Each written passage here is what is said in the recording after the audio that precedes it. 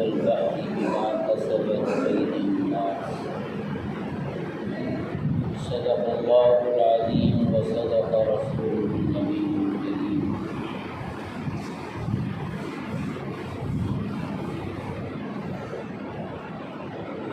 اللہ تبارک و تعالیٰ نے دنیا کا یہ نظام کچھ اس طرح بنایا ہے کہ اس کی اچھائی اور اس کی خرابی کا مدار انسانوں پر ہے.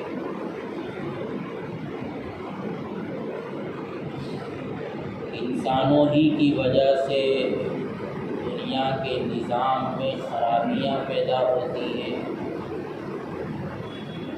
اور انسانوں ہی کی وجہ سے دنیا کا نظام اور اس کا سسٹم بھلائی اور خوبیوں کے ساتھ اور اچھائیوں کے ساتھ چلتا ہے. دنیا کی تاریخ میں ہمیں کبھی بھی یہ نہیں ملے گا کہ دنیا کے نظام میں گڑبڑ ہوئی ہو جانوروں کی وجہ سے، پالتو جانوروں کی وجہ سے، جنگل کے درندوں کی وجہ سے یا دریا کے اندر رہنے والے جانوروں کی وجہ سے،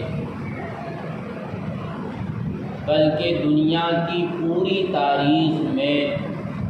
ہمیں یہی نظر آئے گا کہ جب بھی خرابیاں پیدا ہوئی ہیں اور دنیا کے نظام اور سسٹم میں گڑبڑ پیدا ہوئی ہے تو وہ انسانوں ہی کی وجہ سے ہوئی. یہ بہت واضح حقیقت ہے، حتیٰ کہ دنیا میں اگر کوئی آسمانی آفتیں آتی ہیں جس میں بظاہر انسان کا عمل و دخل نہیں ہوتا، وہ آسمانی اور فضائی آفتیں بھی انسانوں کے کرتوت کی وجہ سے آتی ہیں. بارشوں کا نہ آنا یا بارشوں کی کثرت اور سیلاب کا آنا، ہواؤں اور آندھیوں اور طوفان کا برپا ہونا، زمینوں کے اندر زلزلوں کا آنا، سمندر کی لہروں کا اٹھنا اور اس کی وجہ سے تباہی کا پھیلنا، یہ سب آفتیں بظاہر وہ ہیں کہ جس میں انسان کے عمل کو دخل نہیں نظر آتا، لیکن کائنات کو پیدا کرنے والے اور کائنات کے نظام کو چلانے والے مالک و خالق حق سبحانہ و تقدس کا خود یہ بیان ہے کہ اس طرح کی خرابیاں بھی انسانوں کے کرتوت کی وجہ سے ہوتی ہیں. سورہ روم میں اللہ تبارک و تعالیٰ نے واضح طور پر یہ بات ارشاد فرمائی، ظہر الفساد فی البر والبحر بما کسبت ایدی الناس، کہ جہاں کہیں بھی کوئی خرابی پیدا ہو، جنگلوں میں، سمندروں میں، آبادیوں میں، ہواؤں میں، فضاؤں میں، طوفانوں کی شکل میں، زلزلوں کی شکل میں، سیلابوں کی شکل میں، آندھیوں کی شکل میں، سونامیوں کی شکل میں، تو یہ جتنی بھی خرابیاں اور بربادیاں پیدا ہوتی ہیں وہ لوگوں کے کرتوت کی وجہ سے ہوتی ہیں. بما کسبت ایدی الناس، لوگوں کے اپنے اعمال کی وجہ سے ہوتی ہے. لوگوں کے اعمال اور ان کے کرتوت جب تک اچھے ہوتے ہیں تو وہاں تک دنیا کا نظام بھی نیچرل طریقے پر اور فطری طریقے پر چلتا ہے، اور جب دنیا میں انسانوں کے کرتوت خراب ہو جاتے ہیں تو پھر دنیا کا یہ نظام اپنے نیچر اور اپنی فطرت سے ہٹ کر اعتدال کی راہ کو چھوڑ کر تباہی اور بربادیوں اور فساد کو لے کر آتا ہے۔ اس سلسلے میں خود نبی کریم صلی اللہ علیہ وسلم کے بھی واضح ارشادات موجود ہیں۔ چنانچہ اس سلسلے میں ایک طویل روایت ہے اور اسی روایت کو بیان کرنا آج مقصود ہے کہ ہم غور کریں کہ اللہ کے رسول صلی اللہ علیہ وسلم نے جو بات ارشاد فرمائی تھی وہ کس قدر صادق آ رہی ہے، اور یہ جو اللہ کے رسول صلی اللہ علیہ وسلم کی بات ہے اس کا تعلق آپ کے زمانے سے نہیں ہے۔ اسی لیے جس موقع پر اللہ کے رسول نے یہ باتیں ارشاد فرمائی تھی تو صحابہ کو بہت تعجب ہوا تھا کہ کیا ایسا بھی ہو سکتا ہے۔ اللہ کے رسول نے یقین کے ساتھ فرمایا تھا کہ ہاں ایسا ہوگا، بلکہ اس سے بھی زیادہ سخت ہوگا۔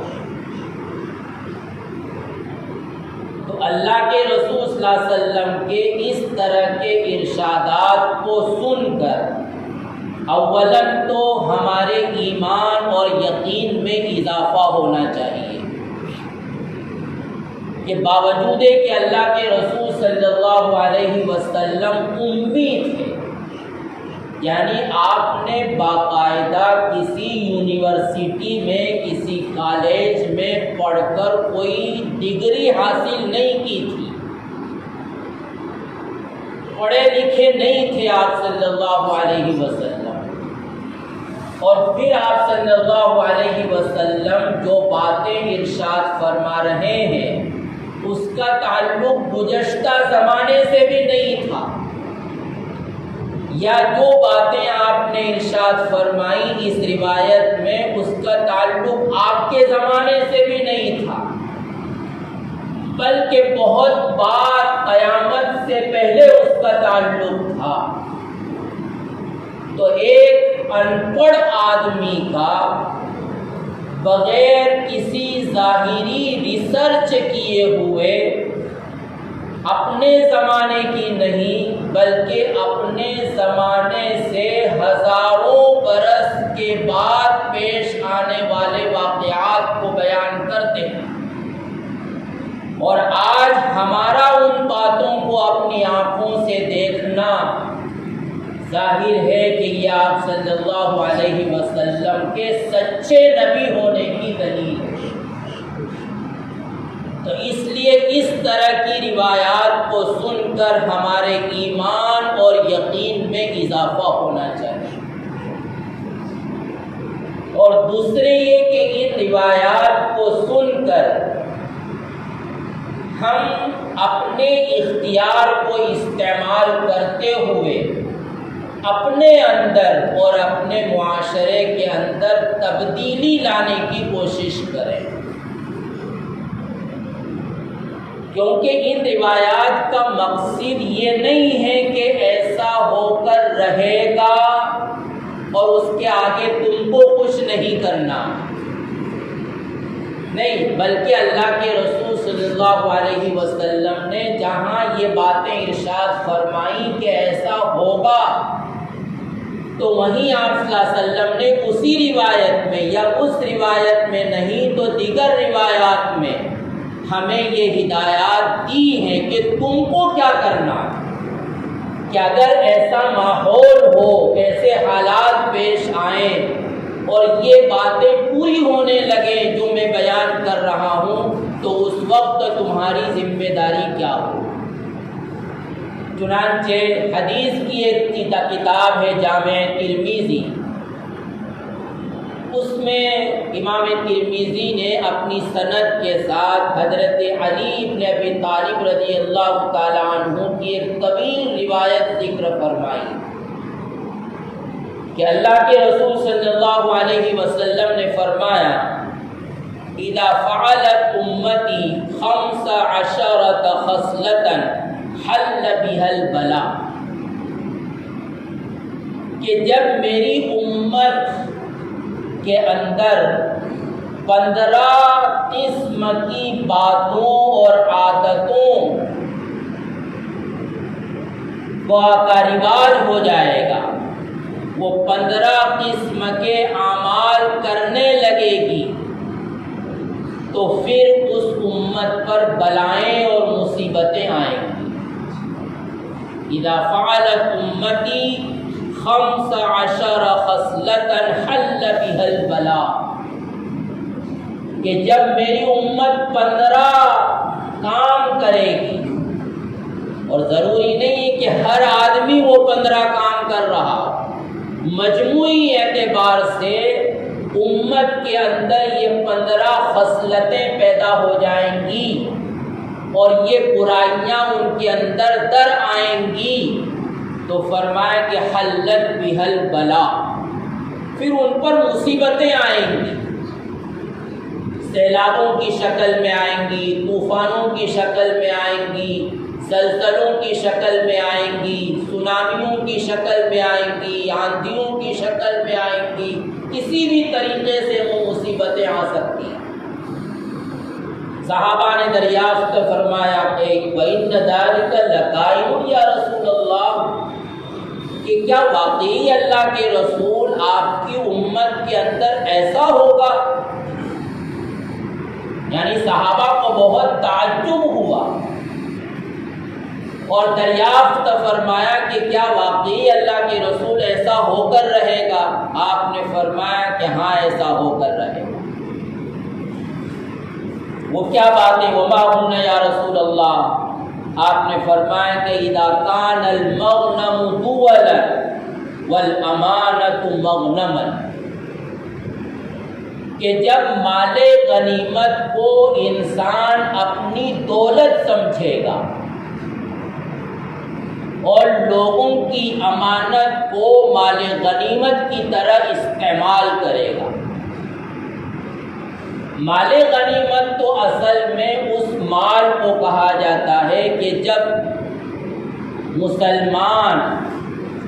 اسلامی طریقے پر جہاد کرتے ہیں اور جہاد کرنے کے نتیجے میں دشمنوں کی طرف سے ان کو جو مال حاصل ہوتا ہے وہ مال غنیمت کہلاتا ہے۔ لیکن یہاں مراد اصل میں وہ مال ہے کہ جس کا تعلق قومی خزانے سے ہو، یعنی وہ مال کسی کا نجی نہ ہو، پرسنل نہ ہو، بلکہ وہ مال پوری کے پوری قوم کا حق اس سے وابستہ ہو، جس کو ہم قومی خزانہ کہہ سکتے ہیں، جس کو ہم سرکاری خزانہ کہہ سکتے ہیں۔ تو ظاہر ہے کہ جو قومی خزانہ ہوتا ہے، سرکاری مال ہوتا ہے، تو اس پر کسی کا پرسنل حق نہیں ہوتا، وہ کسی کی ذاتی پراپرٹی نہیں ہوتی ہے، بلکہ اس پر پوری کے پوری قوم کا برابر کا حق ہوتا ہے۔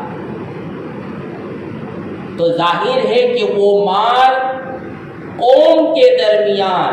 عدل و انصاف کے ساتھ تقسیم ہونا چاہیے، لیکن ہوگا یہ، اللہ کے رسول فرما رہے ہیں کہ ایسے قومی خزانوں کو اور ایسے سرکاری مالوں کو لوگ اپنی نجی ملکیت تصور کریں گے اور یہ سمجھیں گے کہ گویا یہ تو میرے باپ کی کمائی ہے یا یہ میری محنت کی کمائی ہے، اور اس پر ان کی اجارہ داری قائم ہو جائے گی، اور بجائے اس کے کہ وہ قوم کی خدمت کے لیے، قوم کی ضروریات کو پورا کرنے کے لیے استعمال کرے، وہ اپنی عیاشی کے لیے اور اپنے متعلقین کی عیش و عشرت کے لیے استعمال کریں۔ ظاہر ہے کہ معاملہ یہی ہے۔ مسجد کا مال ہو، ظاہر ہے کہ وہ کسی کی ذاتی پراپرٹی نہیں ہے۔ مدرسے کا مال ہو، وہ کسی محتمم یا ناظم کی پراپرٹی نہیں ہے۔ اور اس سے آگے بڑھ کر سرکاری خزانہ ہو اور اس کا اختیار چاہے پی ایم کے پاس ہو، چاہے کسی منسٹر کے پاس ہو، چاہے کسی ایم پی کے پاس ہو، چاہے ایم ایل اے کے پاس ہو، یا ایک چھوٹے لیول پر نگر پالیکا کے کسی پارषद کے پاس ہو، ظاہر ہے کہ ان لوگوں کے پاس جو کچھ بھی مال ہوتا ہے یا ان کا اختیار جس درجے کی بھی پراپرٹی پر ہوتا ہے، وہ ان کے باپ کی کمائی نہیں ہوتی اور نہ ان کی اپنی کمائی ہوتی ہے، بلکہ یہ قومی خزانہ ہوتا ہے۔ اور یہ قومی خزانہ ان کے اختیار میں اس لیے ہوتا ہے کہ وہ قوم کے درمیان ان کی بہبودی کے لیے، ان کی فلاح کے لیے اور ان کی ضروریات کے لیے اس کو استعمال کریں۔ لیکن آج ان قومی خزانوں کو دولت تصور کر لیا گیا ہے، اور اللہ کے رسول صلی اللہ علیہ وسلم کی یہ پیشین گوئی پوری ہو رہی ہے کہ اذا کان المغنم دولا، کہ جب یہ قومی خزانے لوگوں کی اپنی ذاتی پراپرٹی بن جائیں گے۔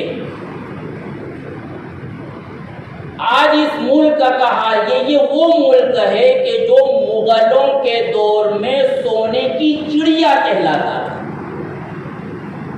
وہ مغل کے جس کو آج یہ لوگ لٹیرے کہتے ہیں، ان مغلوں کے دور میں یہ حال تھا کہ دنیا کے ممالک میں یہ ملک سب سے زیادہ مالدار ملک شمار ہوتا تھا، اور یہاں ایسی غربت نہیں تھی کہ لوگ ایک رات کی روٹی کے محتاج ہوں۔ لیکن آج اس ملک کا حال یہ ہے کہ 61 کروڑ کی آبادی غربت کی ایسی نچلی سطح پر اپنی زندگی گزار رہی ہے کہ اگر ان کو ایک ٹائم مزدوری نہ ملے تو ان کے گھر میں فاقہ رہے گا۔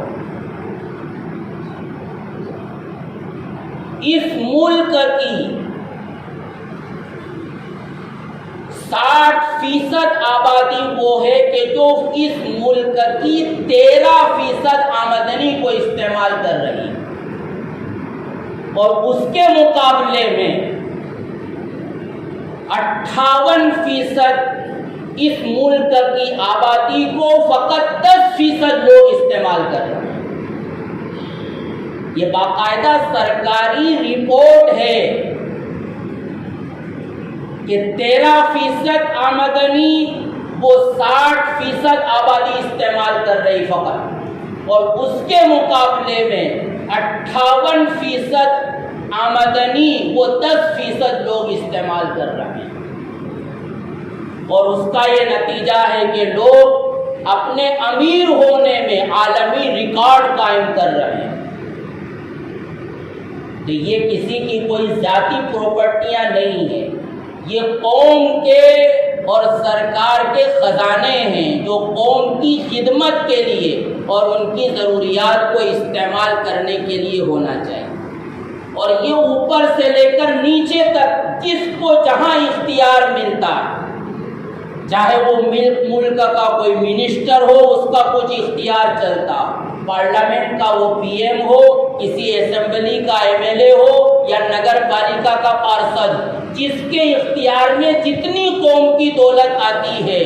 وہ اس پر سانپ بن کر بیٹھتا ہے اس کو اپنی عیاشی کے لیے استعمال کرتا ہے اور قوموں کی امانتوں میں خیانت ہوتی ہے۔ تو اللہ کے رسول نے فرمایا کہ اذا کان المغنم دولا والامانۃ مغنما، دوسری چیز یہ کہ لوگوں کی امانت کو لوگ یہ سمجھ کر خرچ کریں گے کہ گویا میں صدقہ و خیرات کر رہا ہوں، یعنی دوسروں کے مال، کسی کی کوئی امانت ہے میرے پاس، مثلا باپ کا انتقال ہو گیا، ظاہر ہے کہ اس باپ کے انتقال کے بعد شرعی جتنے بھی ورثاء ہیں ان تمام کا حق اس سے وابستہ ہے، اور اگر بڑا بھائی ہے تو اس کے پاس باپ کی یہ پراپرٹی امانت ہے، امانت، جب تک وہ اس کے شرعی ورثاء کے درمیان تقسیم نہ کر دے وہاں تک اس کو استعمال کرنے کا اور خرچ کرنے کا حق حاصل نہیں ہوتا۔ لیکن آج کیا ہوتا ہے، اسی مال سے صدقے ہو رہے ہیں، اسی مال سے دعوتیں ہو رہی ہیں، اسی مال سے وہ رسمیں پوری ہو رہی ہیں کہ جن رسموں کا شریعت اور سنت سے کسی طرح کا کوئی تعلق نہیں، اور اس کی کوئی پرواہ نہیں ہوتی ہے کہ یہ باپ کا وہ مال ہے جو اب باپ کا بھی نہیں رہا بلکہ یہ نابالغ بچوں اور یتیموں کا مال ہو گیا، دیوا کا مال ہو گیا، شرعی وارث کا، بھائی بہنوں کا، تمام کا اس سے حق وابستہ ہو گیا۔ بہت سی مرتبہ ایسا ہوتا ہے کہ انسان کے ذمے قرض ہے، اب اس کے پاس مال موجود ہے کہ جس سے وہ قرض ادا کر سکتا ہے، لیکن بجائے قرض ادا کرنے کے صدقہ و خیرات کر رہا ہے، تو یہ بھی ایک قسم کی امانت میں خیانت ہے، کیونکہ صدقہ اور خیرات کرنا یہ نفل عبادت ہے اور قرض کی ادائیگی یہ واجب ہے، تو اگر وہ صدقہ و خیرات جو نفل ہے وہ واجب کی ادائیگی کے لیے رکاوٹ بن رہا ہو تو ظاہر ہے کہ ایسا و صدقہ و خیرات یہ ایک قسم کی لوگوں کی امانت میں خیانت ہے۔ تو اللہ کے رسول نے یہ ارشاد فرمایا کہ اذا کان المغنم دولا والامانۃ مغنما، اور پھر اللہ کے رسول نے ارشاد فرمایا کہ والزکوٰۃ مغرما، کہ زکوٰۃ لوگوں پر بوجھ بن جائے، زکوٰۃ جو سالانہ ادا کرنا، اور وہ بھی پورے مال سے ادا نہیں کرنا ہے، اس مخصوص مال سے ادا کرنا ہے کہ جس مخصوص مال میں بڑھوتری ہوتی ہے، جو اس کے نجی استعمال کا نہیں ہے، اس سے اس کی بنیادی ضرورتیں وابستہ نہیں ہیں، بلکہ سال بھر کی بنیادی ضرورتوں کو استعمال کرنے کے بعد جو مال بچ جاتا ہے مخصوص مقدار میں باقی رہ جاتا ہے، اس میں بھی صرف 2.5%، لیکن وہ بھی لوگوں پر بوجھ بن جائے گا۔ والزکوٰۃ مغرما، تو ایک طرف تو سرکاری خزانوں کو اپنی نجی ملکیت بنا لیا جائے گا، اور دوسری طرف جو اس پر واجب الحق امور کی ادائیگی ہے وہ ایک قسم کا بوجھ بن جائے گی۔ اور پھر اللہ کے رسول نے آگے ارشاد فرمایا کہ وَأَطَاعَ الرَّجُلُ زَوْجَتَهُ وَعَقَّ أُمَّهُ وَبَرَّ صَدِيقَهُ وَجَفَا أَبَاهُ، کہ انسان کا حال یہ ہوگا کہ وہ اپنی بیوی کی باتوں کو مانے گا اور ماں کی نافرمانی کرے گا، اپنے دوستوں کا تو اس کی عزت و احترام کرے گا لیکن اپنے باپ کے ساتھ ظلم کرے گا۔ آج معاشرے ہم غور کریں، ہمارے تعلقات غیروں سے، اجنبیوں سے، رشتہ داروں کے علاوہ سے جتنے اچھے ہیں، ظاہر ہے کہ ہمارے ایسے تعلقات اپنے ماں باپ سے نہیں، اپنے بھائی بہنوں سے نہیں، اپنے رشتہ داروں سے نہیں۔ انسان ماں کے مقابلے میں اپنی بیوی کو ترجیح دے گا، بیوی کی وجہ سے ماں کی حق تلفی کرے گا، دوستوں کی وجہ سے اپنے باپ کی حق تلفی کرے گا۔ حالانکہ شریعت نے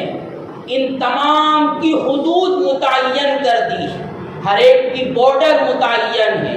بیوی کا اپنا مقام ہے، انسان اس کو اپنے مقام پر رکھے۔ بیوی کی وجہ سے ماں کے ساتھ ناانصافی نہ ہو اور ماں کی وجہ سے بیوی کے ساتھ ناانصافی نہ ہو۔ باپ کا اپنا مقام ہے، دوستوں کا اپنا مقام، لیکن ہوگا یہ اللہ کے رسول فرما رہے ہیں کہ انسان اپنی بیوی کی اطاعت کرے گا اور اپنی ماں کی نافرمانی کرے گا، اپنے دوستوں کے ساتھ حسن سلوک کرے گا اور اپنے باپ کے ساتھ بدسلوکی کرے گا۔ اور پھر اللہ کے رسول نے آگے ارشاد فرمایا کہ وَارْتَفَعَتِ الْأَصْوَاتُ فِي الْمَسَاجِدِ،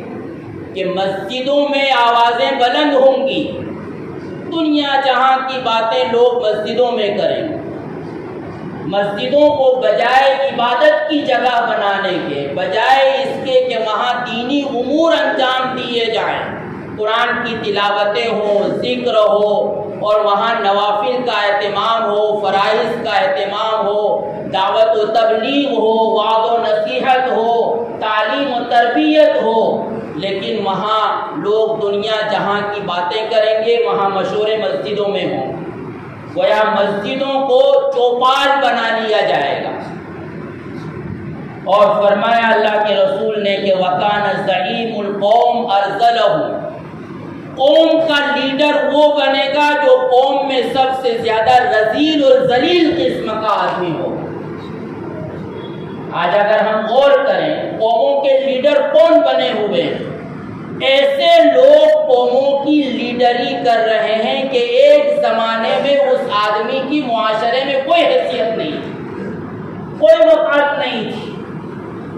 اپنی ذاتی اس کی کوئی حیثیت نہیں تھی کسی بھی اعتبار سے، تعلیم و ایجوکیشن کے اعتبار سے، کسی کوالیفیکیشن کے اعتبار سے، کسی پراپرٹی کے اعتبار سے، کسی مالی حیثیت سے۔ جس آدمی کی قوم کے درمیان، سوسائٹی کے درمیان کسی طرح کی کوئی حیثیت نہیں تھی، وہ قوم کا رذیل اور ذلیل آدمی تھا، آج اسی کے ہاتھ میں قوم کی لیڈری ہے۔ اور ظاہر ہے کہ یہ بھی امانت میں خیانت ہے، اور یہ سب سے پہلی قیامت کی علامتوں میں سے ہے کہ امانت کا ضیاع ہوگا۔ صحابہ نے جب پوچھا کہ امانت کا ضیاع کیا ہے تو اللہ کے رسول نے یہ فرمایا تھا کہ امانت غیر اہل کے سپرد کی جائے گی، جو ذمہ داری کو نبھانے کے قابل نہیں ہے اس کے کندھوں پر ذمہ داری ڈالی جائے گی۔ لیڈر بننا کوئی منصب اور کوئی عیش کرنے کا عہدہ نہیں ہے، شریعت کی نظر میں چھوٹا سے چھوٹا منصب وہ بہت بڑی ذمہ داری ہے۔ یہی وجہ ہے کہ شریعت تو یہ کہتی ہے کہ ذمہ داری سے فرار اختیار کرو، لیکن آج بڑھ چڑھ کر لوگ کہتے ہیں کہ مجھے لیڈر بناؤ، میں تمہاری لیڈری کروں گا، میں یہ کام کروں گا، وہ کام کروں گا۔ تو فرمایا کہ یہ ہوگا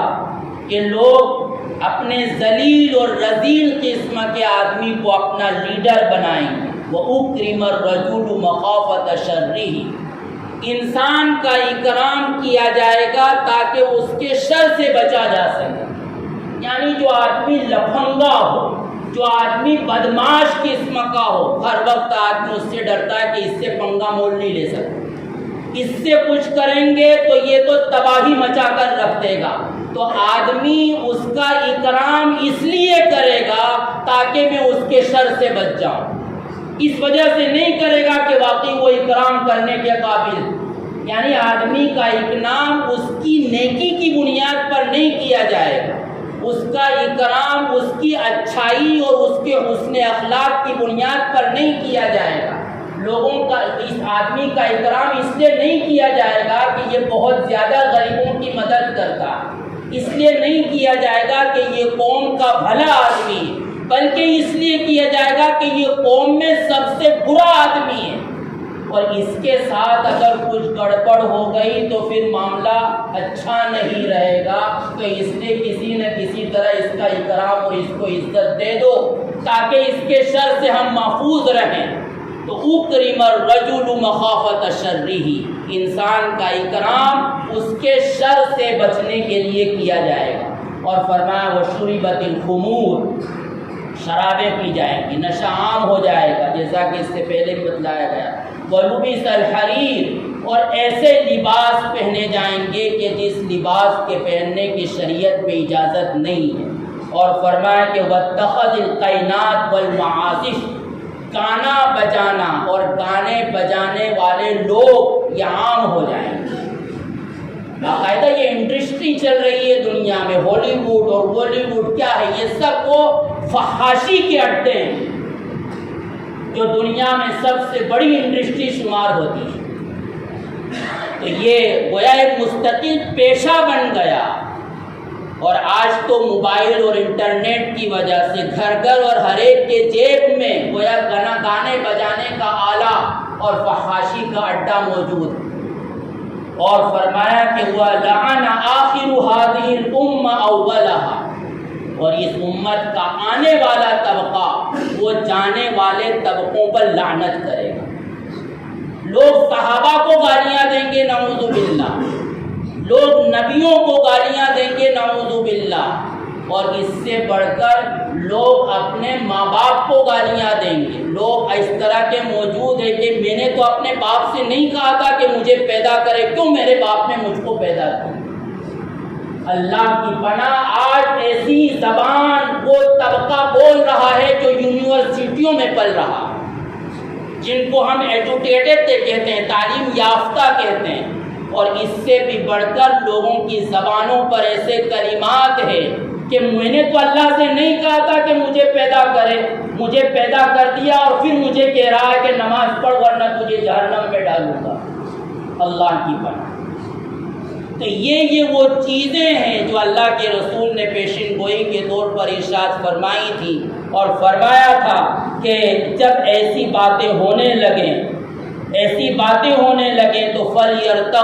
فَلْيَرْتَقِبُوا عِنْدَ ذَلِكَ رِيحًا حَمْرَاءَ أَوْ خَسْفًا وَمَسْكًا، کہ جب ایسے حالات پیدا ہو جائیں تو پھر تمہیں یہ نہ سوچنا چاہیے کہ اب ہم امن کے ساتھ رہیں گے. نہیں، اب حالات آئیں گے اور ملک کی اور دنیا کی فضا خراب ہو کر رہے گی، سیلابوں کی شکل میں،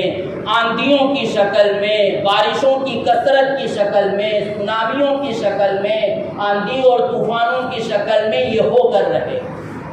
تو واقعہ یہ ہے کہ دوستو، انسان اگرچہ دنیا کی بے شمار مخلوقات کے درمیان ایک مخلوق ہے اور بظاہر اس مخلوق سے زیادہ طاقتور مخلوق دنیا میں موجود ہے، لیکن اس کے باوجود دنیا کا سسٹم اور پوری دنیا کا نظام وہ انسان کے کرتوتوں کے ساتھ وابستہ ہے. انسان کے کرتوت اچھے ہوں گے تو دنیا کا نظام نیچرل طریقے پر چلتا رہے گا، اور جب اس انسان کے اعمال اور اس کے کرتوت میں بگاڑ آئے گا، خرابیاں پیدا ہوں گی، تو پھر دنیا کا نظام اتھل ہو کر رہے گا، جس کو آج ہم دیکھ رہے ہیں. اللہ ہم سب کی حفاظت فرمائے، اور اپنے طور پر ہر ایک کو چاہیے کہ ہم اپنے اعمال پر نظر کریں اور اس کو درست کرنے کی کوشش کریں. اللہ تعالی ہم سب کے لیے آسان فرمائے. آمین. وآخر دعوانا الحمدللہ رب العالمین.